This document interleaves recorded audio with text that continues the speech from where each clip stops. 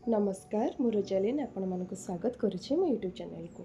आज मते बहुत जोरे भोक लगुला और सैडली मो पाखे लिमिटेड इनग्रेडिएंट्स ही थिला। सो जल्दी जल्दी मु केमिति बनैली पास्ता आसंतु जानिबा।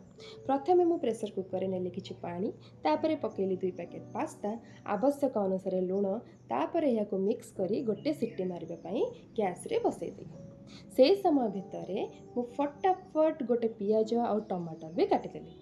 एठारे गोटे सिटी आसीगला परे पास्ता को मु पानी रू छाणीदेली। तापरे कढ़ाई रे पकेली टिके सोरिष तेल, तेल गरम ହେଲା परे पकेली पियाज। पियाज को मु एठारे हाफ फ्राए कली।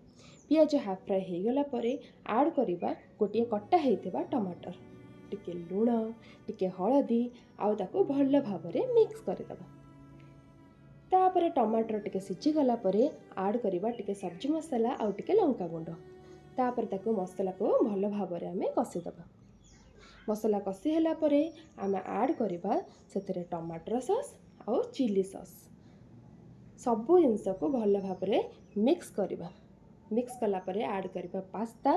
पास्ता को आमे 2 मिनिट भल भाबरे फ्राई करदेबा। 2 मिनिट फ्राई कला परे एठी हमर रेडी हेइ जिवो टेस्टी टेस्टी पास्ता। निश्चय ट्राई करिवे आ जणेबे केमिति लागिला। Thank you.